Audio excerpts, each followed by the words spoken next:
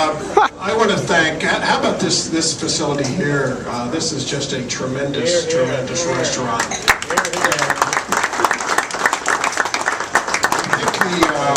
I think someone might have to help me. When's the grand opening? The 21st? So come back on the 21st and support this great venue. What a great view, and I want to thank the folks from R2L for hosting us this evening, but more importantly for baking a great birthday cake for us. So with that, I would like to ask everyone just to raise whatever you have in your hand for a real brief and quick toast to the Economy League and say, and I'll quote from the Citizens Business Newsletter from April 6th of 1948. And the quote is, Philadelphians are not short of intelligence. They are chronically short of facts.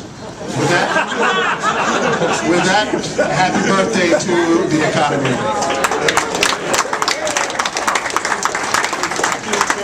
And now it's Steve's turn. Well, thanks, Jim, and thanks, Mr. Mayor and Councilman Green and City Council, and all of you who have joined us today. It's, I think tonight I've been asked how many times I felt like 100. It's only 99, but I feel pretty good. Before I actually do have a few remarks, I do want to thank a couple of people who are here who are actually have been very important to the organization. We have a few former executive directors of the Economy League here. Diane Reed, former city budget director. Is David Thornburg still here? David was here. I think he had to leave. Had a daughter's engagement tonight. Not official engagement, but an engagement with his daughter. And then we have another important Economy League employee, actually a Bureau of Municipal Research and Economy League employee, Edgar Rosenthal.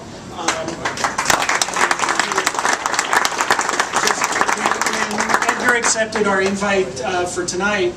Edgar let me know that he actually started with the Bureau of Municipal Research before it merged with the Economy League in 1954. So he predates the official merger, was with the Economy League for 43 years, was the recipient of the Government Research Association's Gruenberg Award, and Frederick Gruenberg, as I've been doing my research, was one of the founders of the National Municipal League, was one of the founders of the Bureau of Municipal Research, and a longtime leader in governmental research. So let's give a round of applause for Edgar.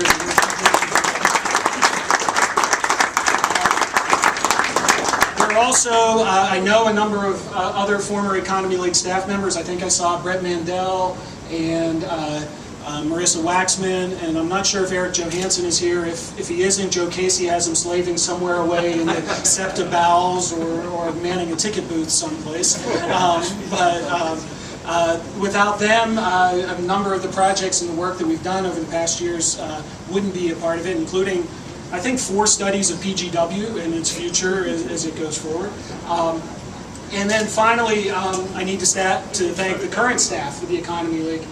In particular, Allison Kelsey and Christopher Scoville, who made this event happen, somehow wrangled the space, somehow got us the entire restaurant, and so let's give them a hand as we...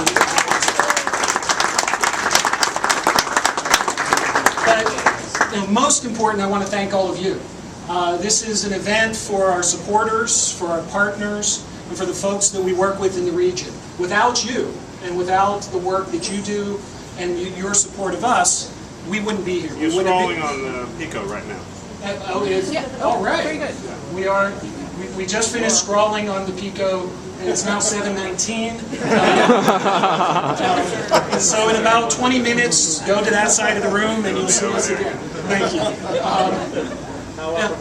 Back in 1909, when leaders like Dr. Fells and Cyrus Curtis and George Woodward decided to create the Bureau of Municipal Research in Philadelphia, I don't think they knew it would last for 100 years. At that time, the work that they were focused on was very practical. And some of the words that they had you can find in the commemorative handout that was at the room. But let me read you a couple.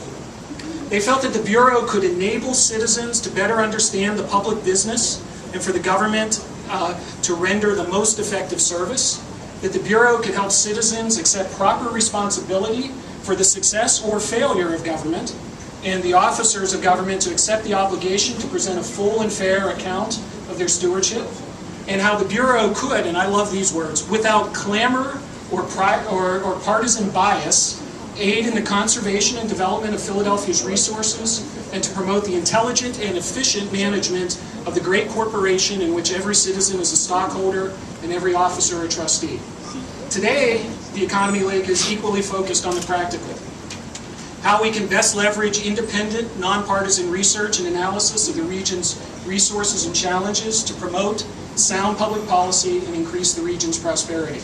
Over the past 100 years, our region has changed dramatically.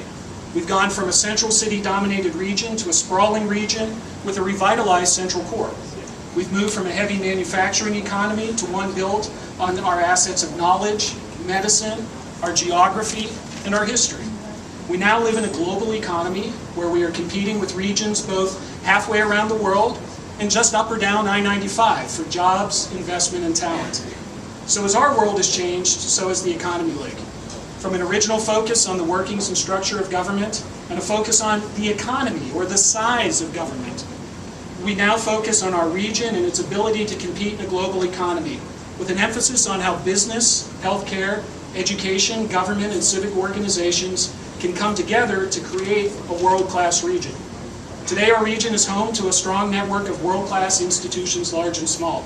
Our schools, hospital, and cultural attractions stand with anyone's. Our collective brain power is unmatched. We sit in the heart of one of the most powerful and influential regions in the world. And yet our region is at a tipping point. No one knows for sure what the changes around us mean for the institutions and industries that have sustained us. No one knows for sure which of our strengths could soon become weaknesses, or which of our weaknesses could evolve into strengths. For the region we love, a world-class future demands a world-class effort to answer those questions. Maybe a little bit more.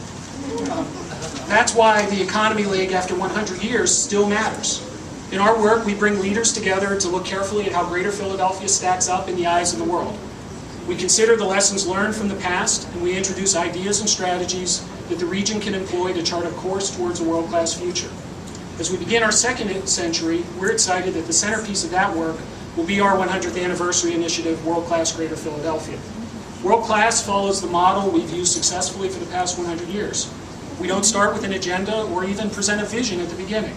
We will convene the diverse and thoughtful leaders who make our region tick and help them define a path that we all can share. We'll bring to bear the best and most advanced tools from business and apply them to the challenges facing our region. We will make sure that Greater Philadelphians have the facts and the information they need to make informed decisions about their future.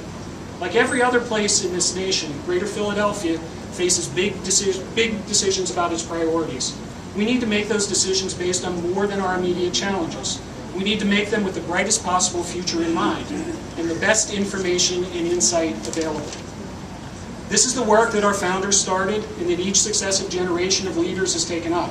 I hope that you and your organizations will join with the Economy League as we work across sectors and across borders to ensure a world-class future for Greater Philadelphia. Thanks for coming tonight, and enjoy the rest of the evening. My wife's stuck in a court.